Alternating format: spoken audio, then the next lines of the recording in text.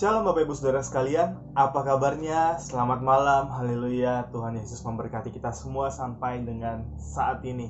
Nah, malam ini kembali lagi kita bersama dengan renungan malam. Sebelum kita beristirahat, kita mau kita mau diberkati, dikuatkan ya dengan kebenaran firman Tuhan yang pastinya akan kalau kita bisa ikuti, kita bisa tanamkan dalam hati kita, benih firman Tuhan itu akan bertumbuh subur dan berbuah lebat dalam kehidupan kekristenan kita. Nah, Bapak Ibu Saudara sekalian, kemarin hari Minggu ya, hari Valentine 14 Februari. Nah, gembala kita itu ada satu tema di ibadah ketiga, ibadah sore GBI Gideon M-Share KCM. Beliau ada sedikit memberitahu bahwa ada 4 jenis kasih di dunia ini. Kasih dengan tingkatan yang paling rendah adalah kasih eros, kasih yang bersyarat, kasih hawa nafsu ya. Kasih eros adalah kasih yang ada di tingkatan paling rendah kehidupan umat manusia. Ini diambil dari bahasa aslinya. Nah, di atas eros ada namanya kasih storge. Kasih storge adalah kasih standar ya kepada keluarga, seperti itu. Jadi kasih seorang ayah ke anak, nah itu bisa dibilang masih di tingkatan kasih storge. Ya, sesama saudara sama kakak kita, sama adik kita, itu masih dikatakan kasih storge, kasih antar keluarga. Nah, di atas kasih storge ada yang namanya filio. Filio ini ada di atas storge. Jadi seorang ayah sama anak, kan ada kita dengar tuh, ayah sama anak pun bisa aja ayah bertingkah kurang ajar kepada anak, atau anak juga bertingkah kurang ajar kepada ayah ya. Jadi kasih storge ini ternyata ada di tingkatan ketiga. Tapi di tingkatan kedua ada kasih filio. Bagaimana hubungan sesama saudara, hubungan anak dengan orang tua bisa sangat dekat kalau ada di tingkatan kasih filio. Kasih filio ini adalah kasih terhadap sahabat ya. Jadi kasih filio ini ternyata ada di atas storge loh. Ternyata ada di atas kasih terhadap keluarga. Kasih filio ini sekali lagi, mungkin kita punya orang yang mungkin kita nggak kenal sekalipun, tapi kita bisa mengasihi dia, kita bisa menolong dia. Oke? Itu adalah kasih filio. Atau juga kasih kepada sahabat kita yang udah lama banget kita bersahabat sama seseorang ya, dan kita bisa dikatakan aku rela melakukan apapun untukmu. Nah, itu adalah kasih filio, ada di urutan kedua. Kasih yang ada di urutan pertama adalah kasih agape ya. Kita udah sering banget dengar kasih agape adalah kasih yang tidak bersyarat. Kasih agape adalah kasih yang dari Bapa.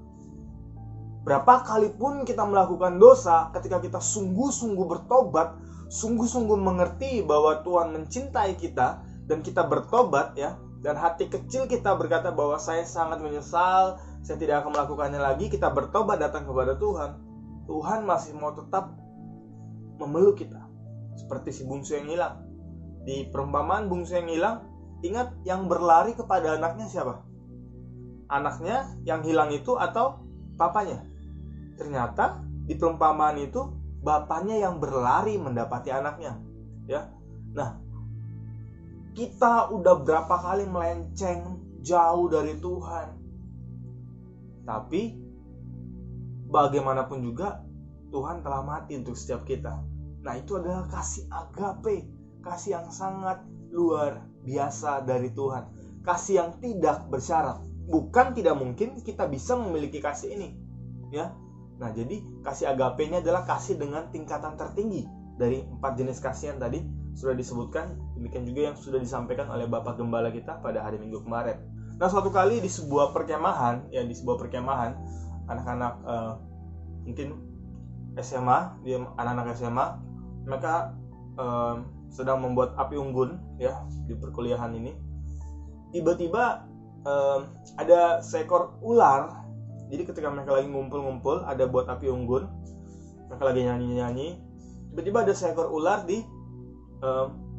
mau masuk ke api unggun itu, api unggun. Nah, ada seorang wanita, seorang anak perempuan, dengan berusaha ya, dia coba ambil ular itu yang udah mulai masuk ke dalam api, udah mulai menggeliat di dalam api. Dia berusaha ambil, tapi tangan si perempuan ini gigit, anak perempuan ini gigit. Teman-temannya terkejut. Aduh, itu ternyata bukan jenis ular berbisa, tapi bagaimanapun tangannya udah digigit ya, jadi ada rasa sakitnya. Tapi apa yang dilakukan oleh anak perempuan ini? Dia kembali memasukkan tangannya ke dalam api unggun itu, berusaha mengeluarkan ularnya. Berusaha mengeluarkan ular itu dari dalam api unggun. Bapak Ibu Saudara sekalian, bayangkan. Jadi dia berusaha mengeluarkan ular itu, lalu akhirnya berhasil ditarik, langsung dilempar masuk ke semak-semak. Ular itu pun pergi. Teman-temannya bilang kayak gini, kamu gimana sih? Udah digigit juga sama ular itu, kenapa kamu tetap mau menolong ular itu? Anak perempuannya bilang apa, Bapak Ibu Saudara sekalian? Dia bilang, menggigit adalah sifat dari ular itu, tapi sifat saya adalah mengasihi.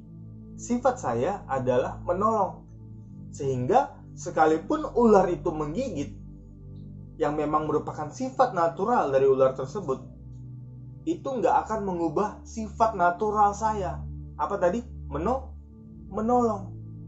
Itu nggak akan mengubah sifat asli saya, yaitu mengasihi.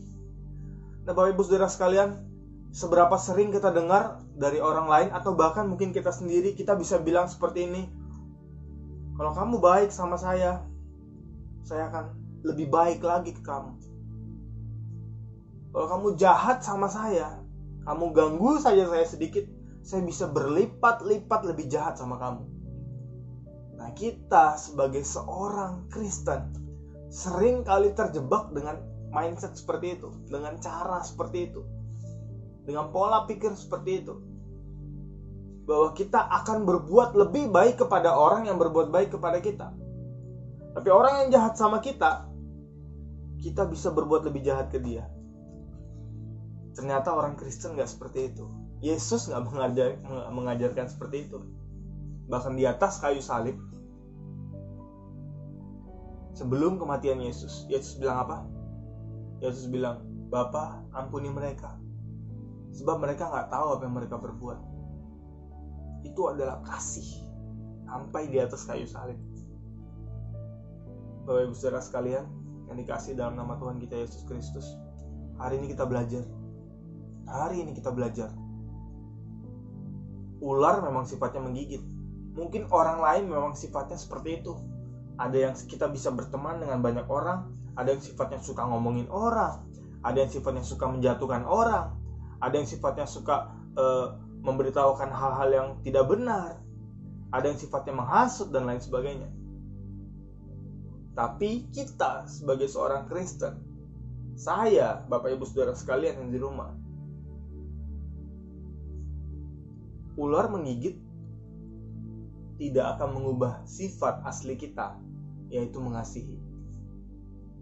Kita mengasihi bukan supaya orang lain lebih mengasihi kita, tapi kita mengasihi karena Yesus sudah terlebih dahulu mengasihi kita.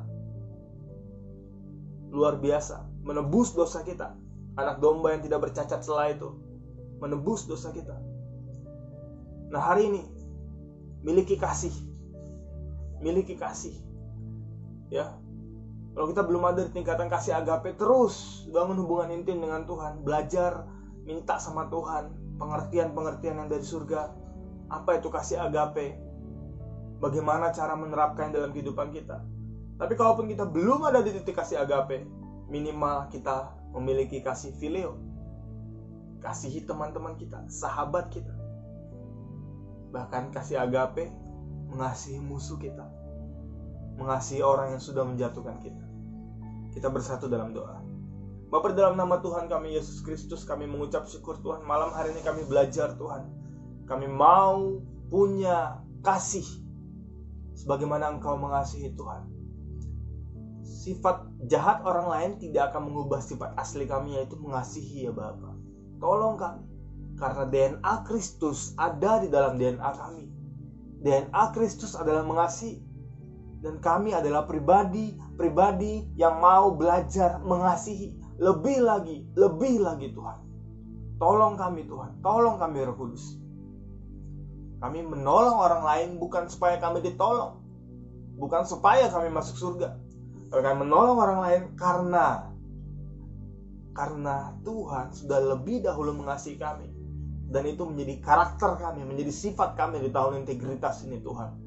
Kami mau mengasihi, kami jadi pribadi yang tulus, yang komitmen mengasihi sebagaimana Engkau mengasihi umat-Mu Tuhan. Terima kasih Bapa, terima kasih Tuhan Yesus. Malam hari ini kami mau beristirahat ya Bapa, penyertaan-Mu sempurna bagi kami, keluarga besar kami dimanapun mereka berada ya Bapa. Kami boleh bangun besok pagi dengan kesegaran yang baru daripada-Mu Tuhan. Kami mau jadi pribadi yang mengasihi Tuhan. Terima kasih Tuhan. Di dalam nama-Mu kami sudah berdoa, mengucap syukur. Haleluya. Amin. Selamat beristirahat. Sampai bertemu di renungan malam besok. Tuhan Yesus memberkati.